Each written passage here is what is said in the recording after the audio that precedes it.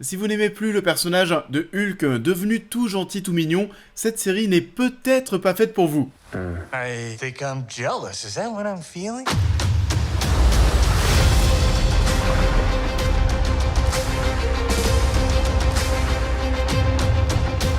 Bonjour à tous, j'espère que vous allez bien. On se retrouve aujourd'hui pour parler du premier épisode de She-Hulk Avocate. Je sais pas si c'est vraiment attendu, on n'en parle pas trop sur les réseaux, après faut dire que ça sort en plein mois d'août.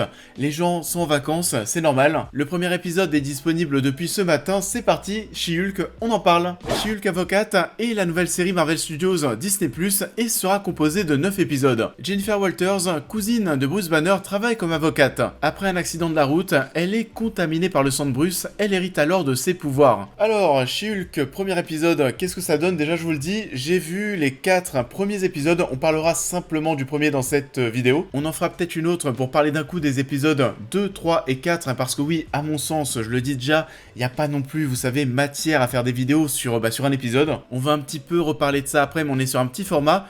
Et du coup, est-ce que j'attendais le show? Pas forcément, c'est vrai que même à l'origine, je suis pas forcément un grand fan du personnage d'Hulk. Il y a eu malheureusement quelques polémiques lorsque le premier trailer a été diffusé. Déjà, dans un premier temps, je pense que vous avez suivi tout ça.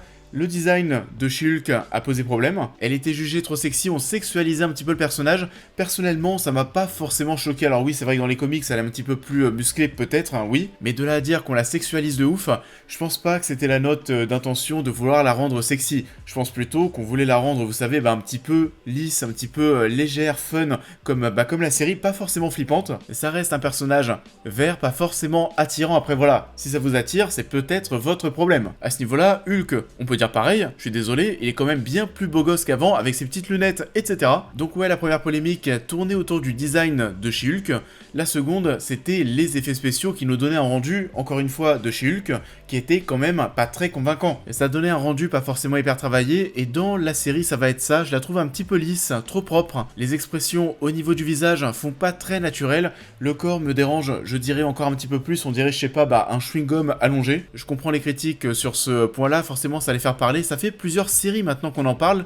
Miss Marvel, Moon Knight, on a quand même une sacrée baisse de qualité au niveau de ces effets, ça devrait continuer malheureusement. Et sinon, ce premier épisode, qu'est-ce que j'en ai pensé? C'était plutôt sympathique, c'est quelque chose de très léger, de vraiment pas prise de tête, vraiment. Et ça dure seulement une trentaine de minutes par épisode, et encore, vous le savez, comment ça se passe avec les séries Marvel Disney+, généralement, on est sur des génériques qui durent 7-8 minutes, en gros. On est donc plus sur des épisodes de 23-25 minutes, en gros, et visiblement, on aura à chaque fois des petites scènes post-génériques, fun, là aussi, entre guillemets, vous attendez pas des scènes post-génériques avec des révélations. Je le rappelle, c'est vrai que je l'ai pas dit, on n'est pas dans une série d'action, on est bien plus dans un contenu humoristique, un contenu comique. If you want to go back to life as a lawyer, I respect that. He doesn't mean that. Cette série, il faut vraiment la voir comme un petit bonbon qu'on va avoir chaque semaine, avec pas mal de caméos normalement, et on sait que les gens raffolent. On verra ce que ça donne, on verra si c'est bien fait, parce que si c'est pour faire des caméos, ça sert à pas grand chose. J'ose espérer qu'on arrivera à rendre tout ça intéressant. J'attends quand même celui d'Daredevil pour voir comment est-ce qu'il sera introduit dans le show.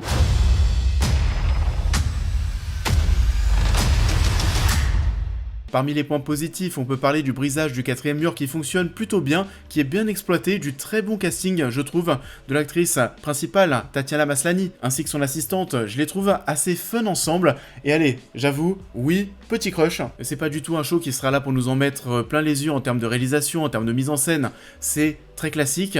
La chose qui m'a un petit peu surprise avec ce premier épisode, c'est qu'en fait, il n'y a pas forcément, je trouve, d'origin story. Le personnage de Jennifer devient She-Hulk, mais très rapidement. Je pensais qu'on allait avoir au moins un épisode avec Jennifer Walters en mode normal, puis à la fin, vous savez, à la limite, on te montre qu'elle commence un petit peu à se transformer, et puis on verra plus tard ce que ça donne, peut-être, oui, dans l'épisode 2. Non, là, elle devient She-Hulk vraiment en quelques minutes, et c'est vrai que j'ai pas forcément été très convaincu par la justification du fait qu'elle récupère les pouvoirs de Bruce Banner. Elle va choper les pouvoirs de Bruce de manière un petit peu tirée par les cheveux avec cet accident de voiture, et puis voilà, ce qui va vachement la différencier en fait de Hulk, c'est qu'elle ne va pas forcément se cacher, elle gère très bien ses pouvoirs, mieux que Hulk, elle n'a pas d'alter ego compliqué à gérer en parallèle. Hulk est là en tout cas au départ pour la former, on a une petite référence au premier film Avengers. You think I'm jealous? Is that what I'm feeling?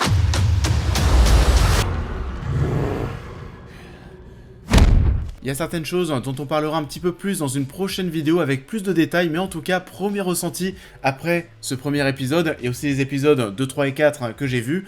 Et ben en fait, c'est plutôt sympathique, c'est comique, c'est un peu rafraîchissant, amusant, on verra si c'est vraiment si utile que ça après avoir vu l'intégralité de la saison. En tout cas, ça ne souhaite pas réinventer la roue, clairement, faut pas s'attendre à un truc de ouf, mais c'est pas la catastrophe qu'on attendait suite au trailer, et ça c'est plutôt cool.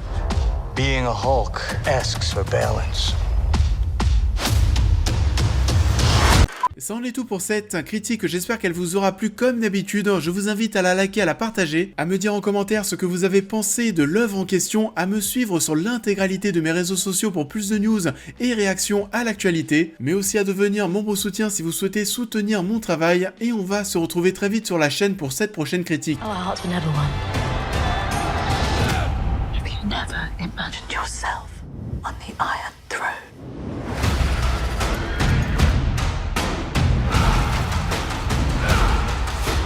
Et on va se retrouver, oui, dans quelques jours pour parler encore série télé. Et alors là, un très très gros morceau. Le spin-off de la série culte Game of Thrones arrive. House of the Dragon, j'ai très hâte. Le premier épisode sera disponible dès lundi, on en parlera bien sûr la semaine suivante. On aura la série Seigneur des Anneaux qui débute aussi. On n'arrête pas, vraiment les séries c'est assez dingue. Il y a beaucoup de choses qui arrivent, j'ai hâte d'évoquer tous ces sujets avec vous. Mais en attendant, je vous souhaite à tous une très belle continuité de semaine et je vous dis à très vite.